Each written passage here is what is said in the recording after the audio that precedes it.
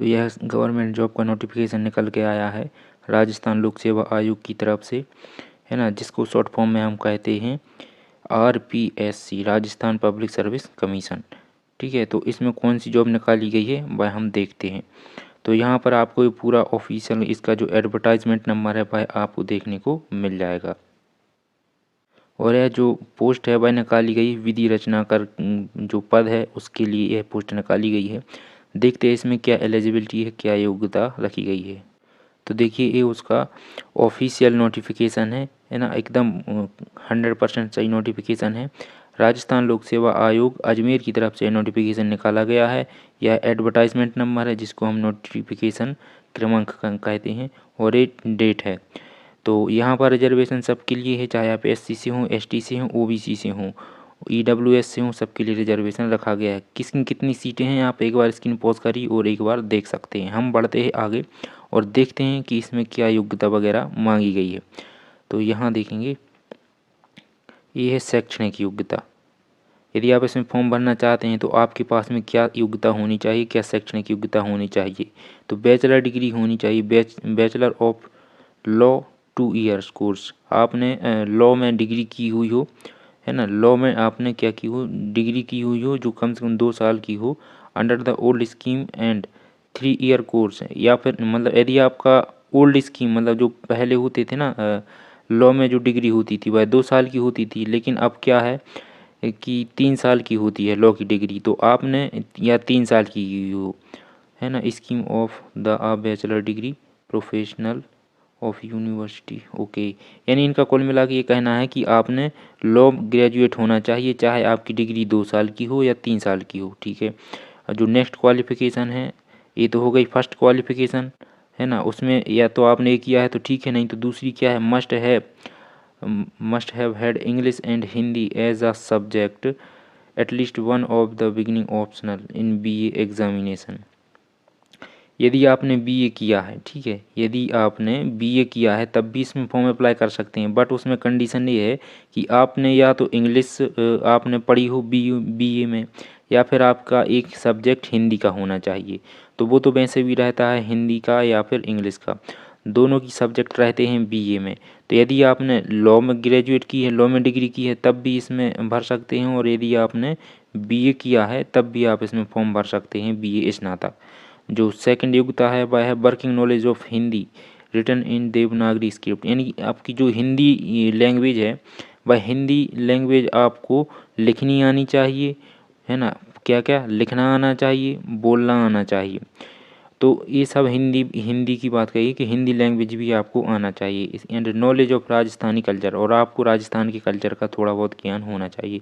तो ये तो कुछ भी नहीं है, ठीक है, बट आपको हिंदी लिखना बोलना समझना आना चाहिए।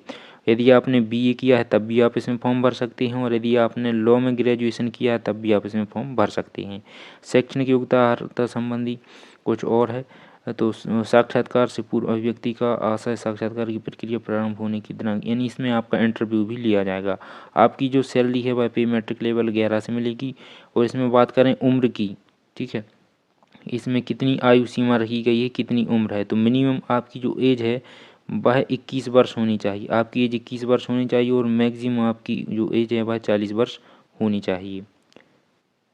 और जो कैंडिडेट राजस्थान से बिलोंग करते हैं, जो कैंडिडेट प्रॉपर राजस्थान से हैं, ठीक है, उनके लिए छूट है, चाहे आप SC के हों या ST के हों या फिर आप OBC के लिए हों, जितना रिजर्वेशन इन्होंने रखा है वो प्रॉपर है। जैसे कि यहाँ देखिए शेड्यूल्ड कास्ट यानी कि SC और शेड्यूल्ड ट्राइब यानी कि ST, तो SC और ST के लिए 5 वर्ष का छूट है, यानी कि इसमें यदि मिनिमम 40 वर्ष है तो आप इसमें 5 ऐड कर दीजिए, तो आपकी जो एज है वह 45 रखी गई है। इसी प्रकार से जो कैंडिडेट अदर बैकवर्ड क्लासेस से हैं उनके यहाँ पर जो वुमेन कैंडिडेट हैं उनके लिए भी छूट रखी गई है।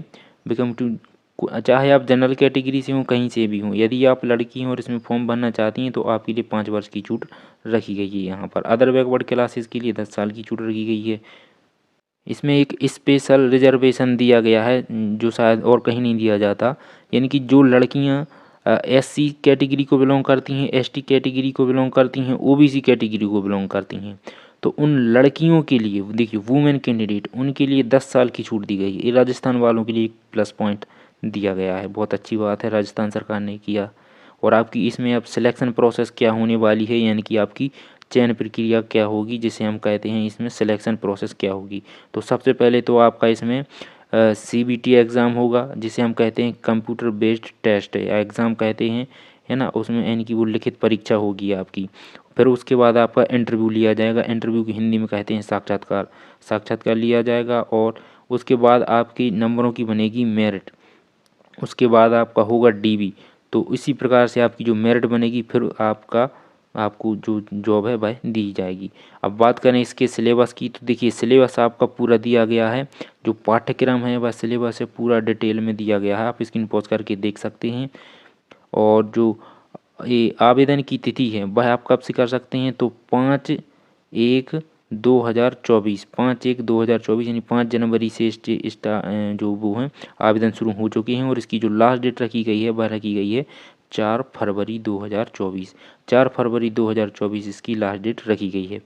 और यदि आप इसका PDF चाहते हैं इस नोटिफिकेशन का, तो उसका PDF आपको नीचे दिए गए लिंक पर मिल जाएगा। एक दिन बाद मिल जाएगा, एक दिन बाद मिल जाएगा आपको इसका PDF, या कोशिश करेंगे तो अभी अपडेट करवा दिया जाएगा इस वेबसाइट, है ना, टेलीग्राम चैनल पर।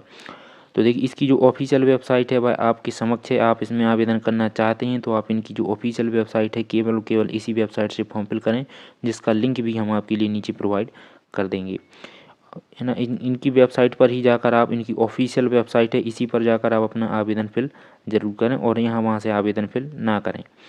आप किस प्रकार से आवेदन करना है, पहले तो आपको रजिस्ट्रेशन करना होगा और उसके बाद आपका एक OTP आएगा, वन टाइम रजिस्ट्रेशन जिसको कहते हैं, तो वह रजिस्ट्रेशन करना पड़ेगा, OTR कहा जाता है। तो वन टाइम रजिस्ट्रेशन के बाद सब आप अपनी डिटेल डालेंगे और सब कुछ, फिर उसके बाद ID से आप लॉगिन करेंगे, लॉगिन के पश्चात ही आपका फॉर्म कंप्लीट होगा। अब बात करें इसमें फ़ीस की, तो देखिए जो कैंडिडेट सामान्य कैटेगरी से हैं यानी कि UR से हैं, पिछड़ा वर्ग यानी कि जो कैंडिडेट OBC से हैं, और यानी जो कैंडिडेट जनरल और OBC से हैं उनके लिए फ़ीस लगने वाली है 600 रुपये। कितनी? 600 रुपये आपकी फ़ीस रखी गई है जनरल और OBC कैंडिडेट के लिए। और जो कैंडिडेट SC से बिलोंग करते हैं, ST कैटेगरी से बिलोंग करते हैं, उनके लिए फ़ीस रखी गई है 400 रुपये। कितनी? 400 रुपये उनकी फ़ीस रखी गई है। और जो कैंडिडेट EWS से बिलोंग करते हैं, इनकी इकोनॉमिकली वीकर सेक्शन, उन्हें हिंदी में कहा जाता है आर्थिक रूप से कमज़ोर, यदि आप EWS में आते हैं तो आपके लिए भी 400 रुपये फ़ीस रखी गई है यहाँ पर।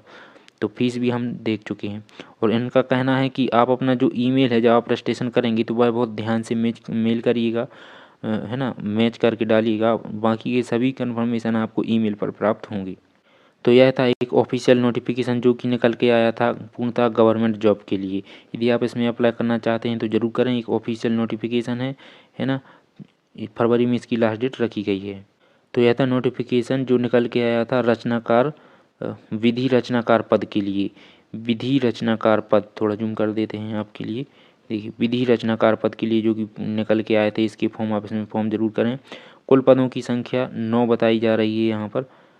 ये वैकेंसी बढ़ भी सकती हैं, घट भी सकती हैं, तो आप इसका ऑफिशियल PDF नोटिफिकेशन का डाउनलोड कर लेना, नीचे दिया गया है लिंक। मिलते हैं आपसे नेक्स्ट वीडियो में। Thank you.